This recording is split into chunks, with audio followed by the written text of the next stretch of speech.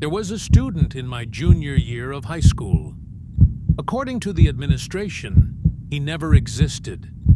No records, no enrollment, no name in the system. But I remember him.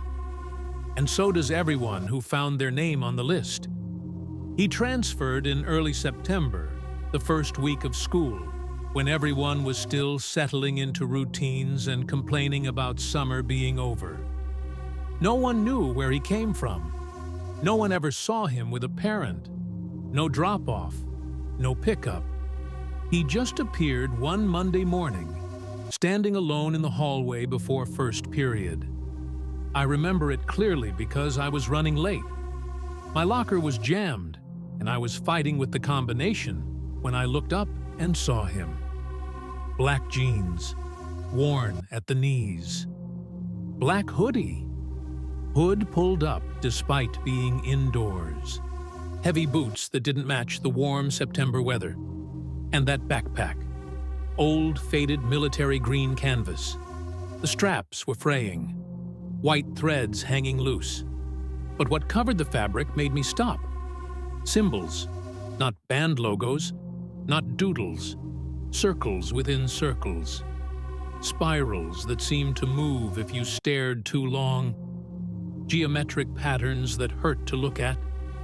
Characters that looked almost like letters, but weren't from any alphabet I recognized. He was standing completely still in the middle of hallway traffic. Students flowed around him like water around a stone. No one bumped into him. No one spoke to him.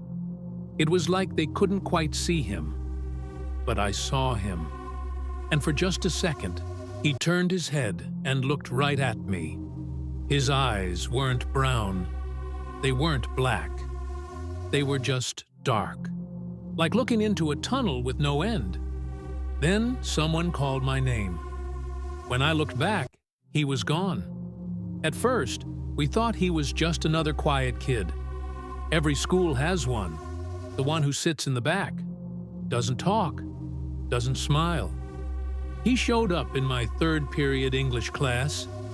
Mrs. Harper introduced him, but none of us remember what name she said. We've tried. The name slips away whenever you try to recall it. He took the desk in the back corner by the broken window. He never took notes, never opened a textbook, never raised his hand. But when Mrs. Harper called on him, he always had the answer. Always. Word-perfect quotes from books we hadn't read yet. Analysis so sharp, it made her pause.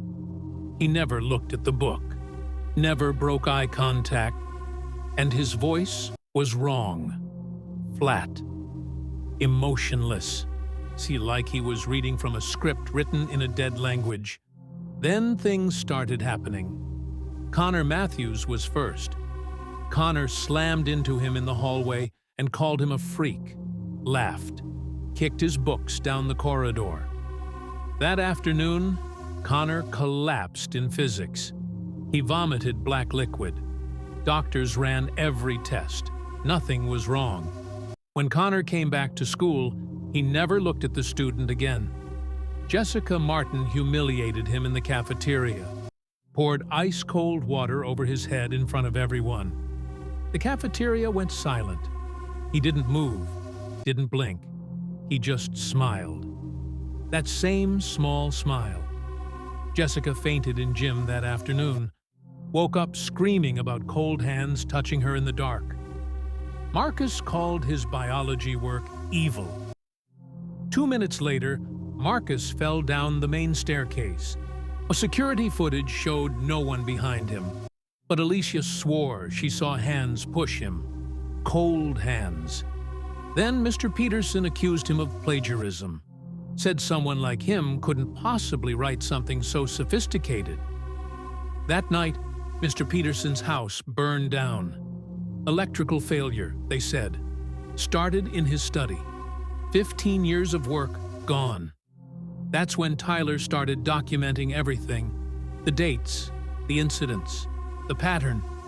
Every person who wronged him suffered. So Tyler broke into his locker, Inside were candles, dozens of them. Black wax melted into strange symbols.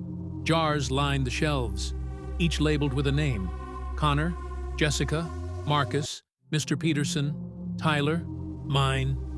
Inside the jars were hair, nail clippings, fabric, and something dark and dried at the bottom. So there were notebooks filled with symbols, and one phrase written over and over again: "Witness, remember? Witness, remember?" Then there was the list. 2 columns of names: Connor, check; Jessica, check; Marcus, check; Mr. Peterson, check; Tyler, my name. Tyler showed me the photos that night. That was when the dreams started. A figure standing at the foot of my bed, still, watching, smiling.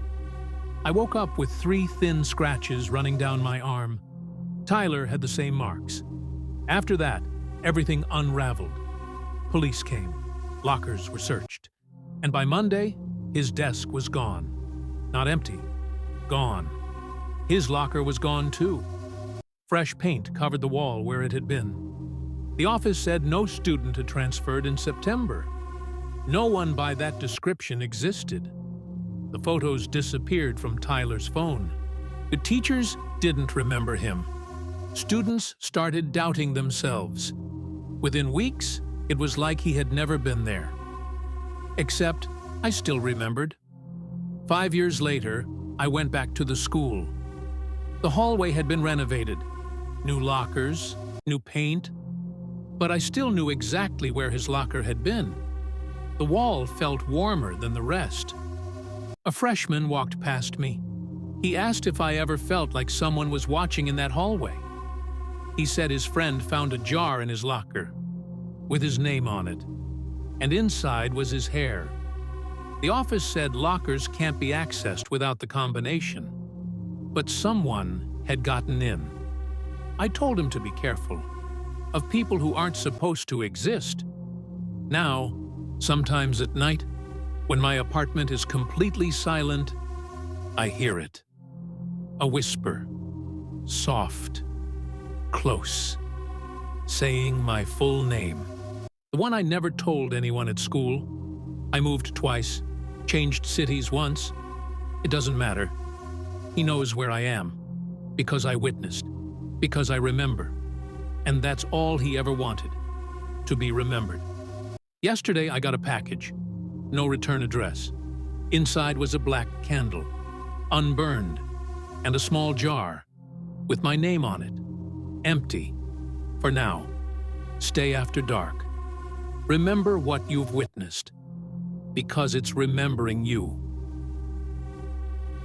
Some students graduate, some disappear, and some were never enrolled at all. This was Mr. Hollow Hour.